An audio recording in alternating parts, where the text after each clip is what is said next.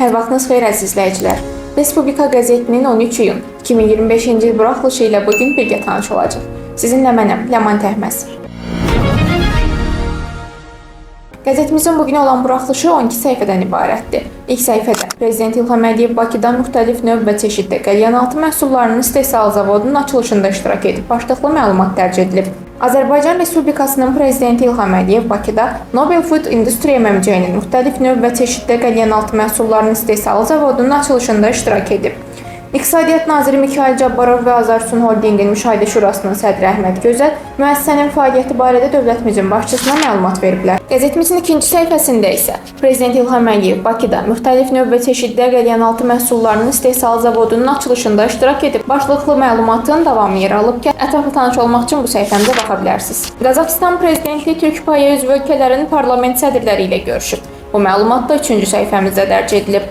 Qazaxıstan prezidenti Kasım-Comart Tokayev iyunun 12-sində Türk payı üzv olan ölkələrin parlament sədrləri ilə görüşüb. Azərbaycan parlamentinin sədri Sahibə Qafarova görüşdə iştirak edib. 4-cü səhifədə isə Qazaxıstanın Astana şəhərində Türk Assambleya Şurasının iclası başlıqlı məlumat dərc edilib. İyunun 12-sində Qazaxıstanın paytaxtı Astana şəhərində Türk Assambleya Şurasının iclası keçirilib. İclasda TÜKPA'nın fəaliyyətdə olan sədri, Azərbaycan parlamentinin sədri Sahibə Qafarova çıxış edərək bu toplantıda aparılacaq fikir mübadiləsinin, qəbul olunacaq qərarların təşkilatın məqsədlərinin həyata keçirilməsinə töhfə verəcəyinə inamını bildirib. 5-ci səhifəmizdə elm və təhsil hissəsində Milli Təhsil Sisteminin institusional inkişafında Ulu Öndərin misilsiz xidmətləri 2000-ci il iyunun 13-də Azərbaycan Respublikasının təhsil sisteminin təkmilləşdirilməsi haqqında fərman imzalanıb. Başlığı ilə yazı yer alıb. 2000-ci il iyunun 13-də Azərbaycan Respublikasının təhsil sisteminin təkmilləşdirilməsi haqqında, 2001-ci ilin iyununda dövlət dilinin tətbiq işinin təkmilləşdirilməsi haqqında, həmin ilin avqustunda Azərbaycan əlifbası və Azərbaycan dili gününün təsis edilməsi haqqında fərman imzalandı.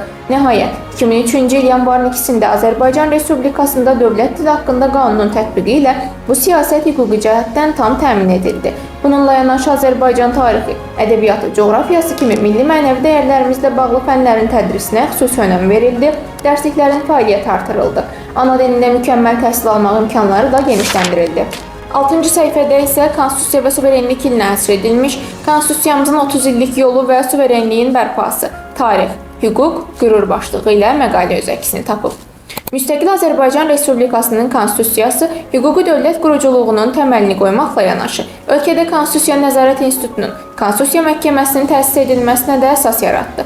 Bu ali hüquqi sənədin qəbulundan sonra qanunvericilik prosesində konstitusiya prinsiplərinin qorunması və vətəndaşların əsas hüquq və azadlıqların təminat altına alınması baxımından Konstitusiya Məhkəməsinin yaradılması əlamətdar hadisə olmuşdu. Silah ixracında qardaş ölkə ön sırada. Bu məlumatsa qəzetimizin 7-ci səhifəsində günün siyasi nəbz rubrikasında öz əksini tapıb.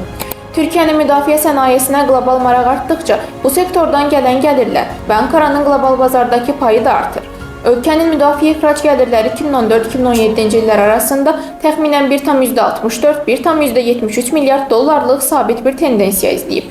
2021-ci ilə qədər əhəmiyyətli bir sürət qazanıb və 2024-cü ildə 7,1 milyard dollara çatıb. Qərbi Azərbaycan 20-ci əsrin bəlası deportasiya rubrikasında isə 8-ci səhifəmizdə Ermənistanda azərbaycanlıların silinməz izləri başlıqlı yazı dərc olunub. Vurğulamaq lazımdır ki, Qərbi Azərbaycandakı soydaşlarımız 20-ci əsrdən 4 dəfə ermənilər tərəfindən deportasiyaya məruz qalmış, dəhşətli qırğınlarla üzləşmiş, damlara doldurularaq yandırılmış və işgəncə ilə su quyularına doldurulmuşdur. 9-cu səhifədə isə günün siyasi nəbzi tutulub.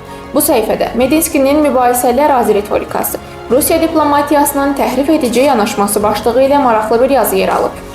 Rusiya prezidentinin köməkçisinin təxribat doğuran bəyanatına Azərbaycan tərəfindən dərhal rəsmi və qəti cavab verildi.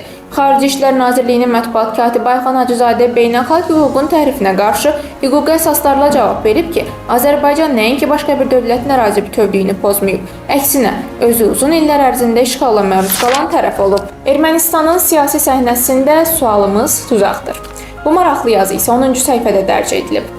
İyunun 11-də Rusiya Xarici İşlər Nazirliyinin rəsmi nümayəndəsi Mariya Zakharovanın keçirdiyi brifinq zamanı Ermənistandan olan jurnalistin Azərbaycanın Qarabağda güya 2-ci Dünya müharibəsi qəhrəmanlarına aid abidələr dağıtması ilə bağlı irəli sürdüyü iddia da bu siyasi informasiya strategiyasının parlaq təzahürüdür. Həmin jurnalist ya reallıqdan bixəbərdir, ya da təxribatçılıqla öz işini səhv salıb. Əks halda bilərdi ki, Azərbaycan bütün dünyaya erməni vandalizminin sistemli xarakterini, işğal altında saxlanılan ərazilərdə həyata keçirilən mədəni soyqırımı və tarixi təhrifini maddi sübutlarla nümayiş etdirib. Qəzetimizin 11-ci səhifəsində yer alan məlumatların başlıqlarını isə diqqətinizə çatdırırıq. Azərbaycanın taleyini dəyişən gün 15 iyunun strateji əhəmiyyəti mövzusunda tədbir. Türkiyədən xəbər. Azərbaycanda investisiya və biznes imkanları, son olaraqsa mövsümlə bağlı kənd təsərrüfatı müşavirəsi. Qəzetimizin 12-ci, yəni son səhifəsi hava haqqında məlumat və idman daim zirvələrdə rubrikaları ilə yekunlaşır. Bizim sizə bugünlük çatdıracaqlarımız bu qədər idi. Daha çox məlumat almaq üçünsə qəzetimizi izləməyi unutmayın.